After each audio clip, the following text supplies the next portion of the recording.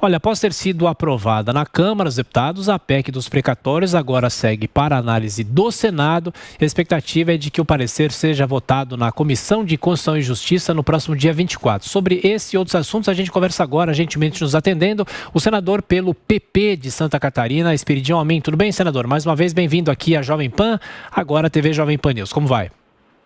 Muito bom dia a todos.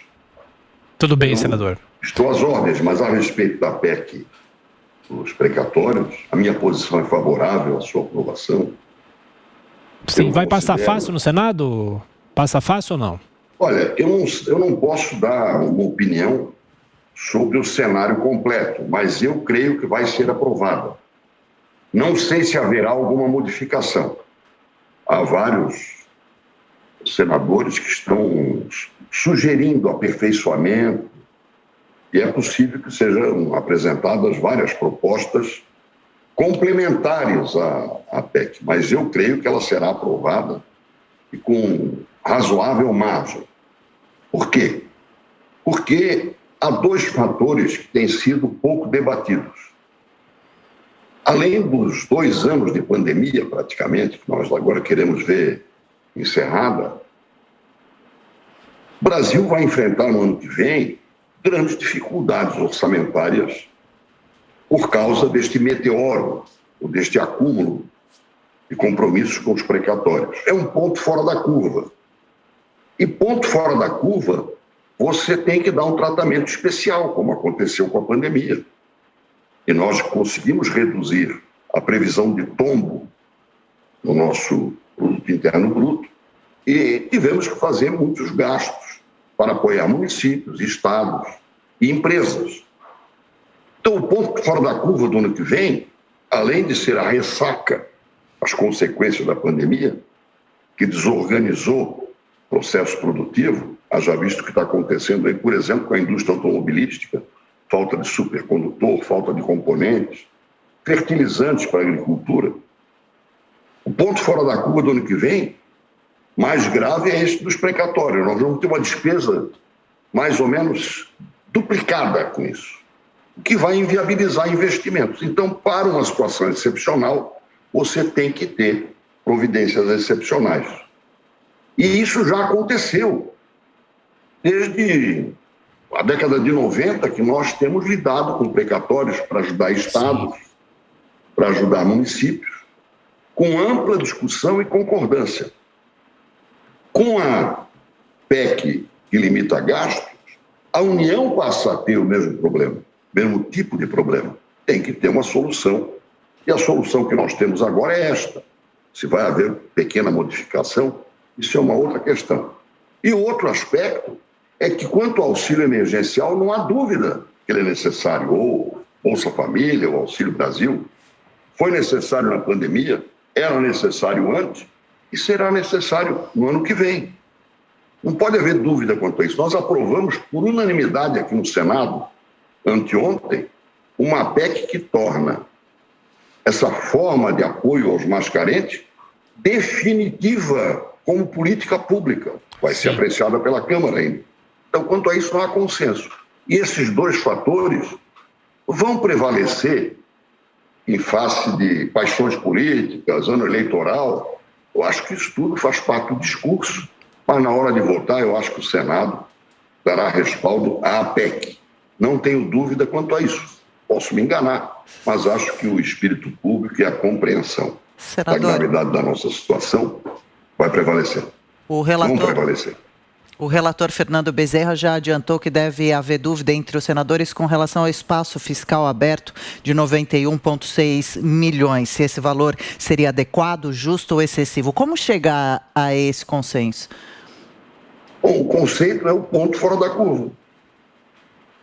Quanto é que tem sido despendido pela União em matéria desse tipo de gasto? Mais ou menos a metade desse valor. Então, além das necessidades do Brasil pós-pandemia, nós temos esse valor como ponto de referência para a PEC. E por isso que eu acho que ela vai ser aprovada. Senador, agora Brasília, a pergunta é de José Maria Trindade. Salve, senador, muito bom dia. Senador, haverá mudanças. Eu tenho ouvido de senadores governistas, né, sobre esta ideia de mudanças.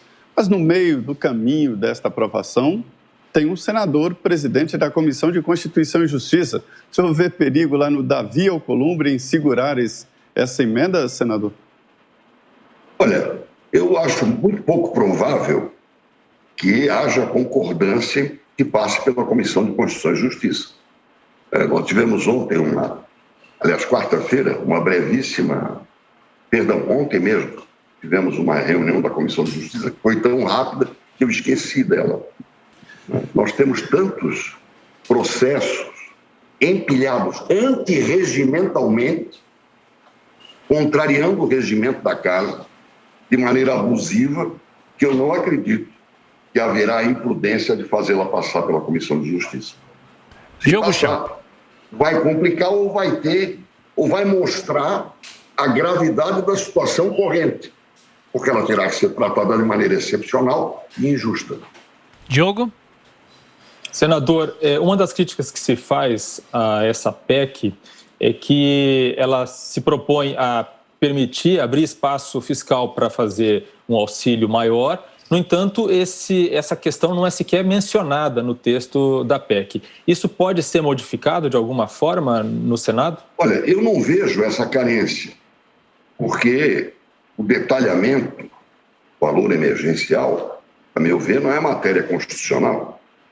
Mas, se houver foco nesse assunto, isto fortalecerá o próprio propósito de aprovar a PEC. Eu não considero isso essencial.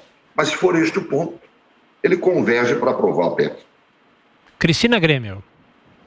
Senador, fazendo uma analogia com o que ocorreu na Câmara, a gente viu deputados que na época da aprovação da PEC do teto de gastos foram contra o teto de gastos, agora esperneando que o governo com essa PEC estava propondo de alguma forma estourar o teto de gastos, embora isso não esteja no texto da proposta ali. Obviamente a gente sabe que o momento pós-pandemia mexeu muito com as contas públicas e que isso é uma discussão sim. E a gente viu esses deputados da oposição que sempre se elegem falando para o pobre, se mostrando defensor do pobre, pouco preocupados com a questão do Auxílio Brasil, do aumento do Auxílio Brasil, que estaria comprometida se não fosse aprovada a PEC. O senhor acha que no Senado vai se repetir essa mesma linha de discursos por parte da oposição?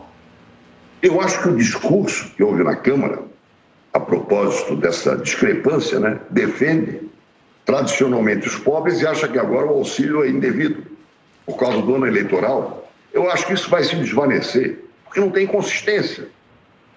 Se pratica esse auxílio desde o governo Fernando Henrique sistematicamente. Ou seja, Fernando Henrique, Lula, Dilma, Temer, o próprio Bolsonaro cumpriu. Então, não é de hoje que se precisa. Repito, nós chegamos a aprovar agora, terça-feira, uma proposta de emenda à Constituição para que este auxílio seja política pública definitiva do Estado, por unanimidade. Então, esse discurso, que é um discurso oportunista, vamos analisar aqui claramente, não vai se sustentar, isso vai se desvanecer. Quanto a furar teto de gasto, nós no ano passado fizemos isso com emenda constitucional aprovada por todos em face da pandemia. A pandemia e os seus efeitos não terminaram, infelizmente. Seus efeitos vão certamente prosseguir. Então, não é consistente o discurso de dizer que esta PEC fura o teto de gastos. E a Câmara tomou uma providência muito prudente. Preservou a regra de ouro. Sim. Então, eu acho que o projeto tem, nas linhas gerais, condições de ser aprovado. Detalhes como estes que foram aqui mencionados podem até, no mínimo, ser debatidos construtivamente. Mas esse argumento contra este auxílio é inconsistente, porque um auxílio sempre será necessário, pelo menos na nossa geração. Senador Esperidião Amin, do Progressista Santa Catarina, muito obrigado mais uma vez pela atenção, pela gentileza. Bom trabalho. Eu que agradeço, espero que essa seja a minha última intervenção com máscara.